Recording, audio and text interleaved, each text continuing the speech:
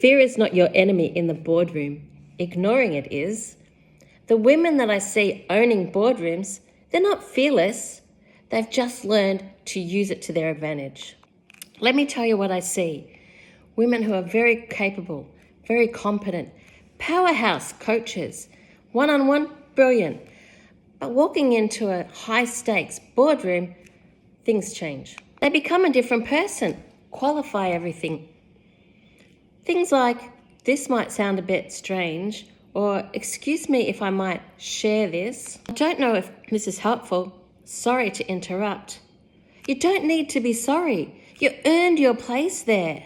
You are the most prepared person in the room, but fear is running the show. Today I'm going to give you 3 shifts that will change everything. Every time you walk into that boardroom, into your keynote speech, into that high stakes position, maybe it's into a job interview, you don't need to apologize. So here's 3 shifts that you can apply so that fear stops running the show. I've been elected to local government twice. I'm about to do a TEDx talk. I've sat in rooms where the entire agenda was to make women feel small, unheard. And I've learnt not just how to survive, but how to own it, how to stamp my voice in that room. This is what I've lived. And every woman that I've coached, every woman that follows the steps that we map out, comes back and says, Christine, that worked for me. Christine, your techniques are right. Here's the first shift. When you're walking into that room and your heart starts racing and you think that you can't do it and you're telling yourself, play small, what am I doing? Second guessing yourself. Stop that behavior, stop that and say to yourself, I deserve to be here. I've achieved this, I've achieved that. Even write down a list of achievements that you have achieved before getting to this space, before getting to this room.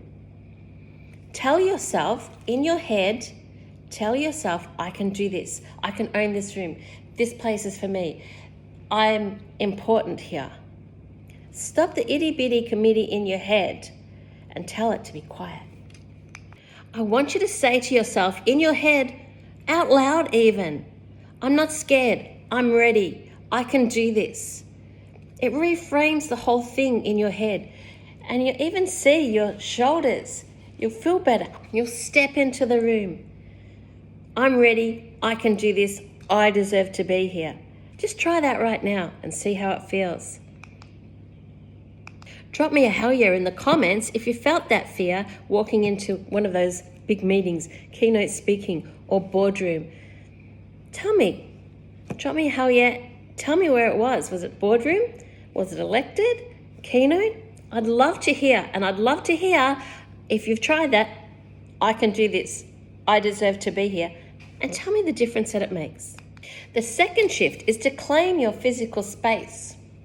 Hold your head up, throw your shoulders back. Just the act of doing that alone changes your energy, changes the projection of who you are. Just try it now. Sit up straight, shoulders back or stand up straight. Even put your hands on your hips. Do the power pose. Tell me how that feels. Next time you're walking into one of those high-stakes meetings, high-stakes events, try the power pose. Even if you have to go to the toilet or something like that so that people don't see you, try it. Tell me in the comments if you've tried that and let me know how that feels because I'd love to know. Now, before I give you the third shift, let me ask you a question. How long have you been the most capable, the most competent and experienced person in the room? Not necessarily the loudest, but the most competent, but yet the least heard. Because that changes today. And here's the third shift. Speak before you're ready.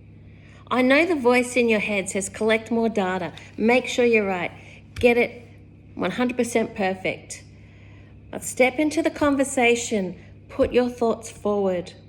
The longer you wait, the more data you collect, the louder and louder that voice in your head says, don't speak, sit back, play small. Step into it. How many times have you been in a room? How many times have you sat around a table and somebody speaks with authority and certainty? they're the one that gets hurt. And you know that person, that the data that they have is not even right. It's not even correct. I've seen it, and I'm sure you have too. So be sure, even if you have to, write out the points that you want to get across. That's what I do. That's what I've learned to do. Write out the main points that I want to get across so that I'm clear about what I want to say, so I don't get caught mid-sentence. But speak. Don't wait for it to go around. I just speak now. I know for years and years and years, I didn't speak. I sat back. I was afraid to talk to anyone. And then one day I said, that's enough. I don't know if I've told you the story, but I'll tell you in another video. But I let somebody go by, and I vowed to myself that I wasn't going to let that happen again. So speak before you're ready. Write down your points if you have to. Make sure you put your thoughts on the table, because you're valuable. You've earned the right to be there, and you've earned the right to speak and be heard. Boardroom power is not something you're given. It's not handed on a plate. It's not something that you earn. It's something that you step into. It's something that you practice. So put your back up straight, shoulders back, step into that boardroom, step into what you bring to the table. Very often, we have something really valuable to put at the table. I know for myself that I waited and didn't say things, and sometimes I would say things, sometimes I would question what people were saying, and then at the end of the day, when I resigned from that position, people said, Christine, you brought really valuable things to our table. We really appreciated you being there. So it's important that you put your views across, because you have something to add. Remember that next time you're sitting around the boardroom table. Next time you think that you don't have something to add, you do. As I say, write down your points, 3 points if you have to. What's one space, one room where you've been shrinking, where you haven't been stepping in and owning your space? I'd love to hear from you.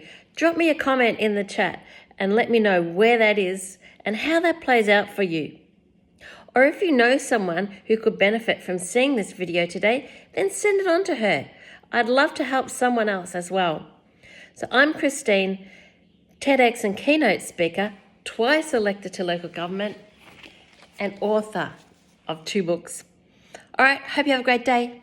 Bye for now.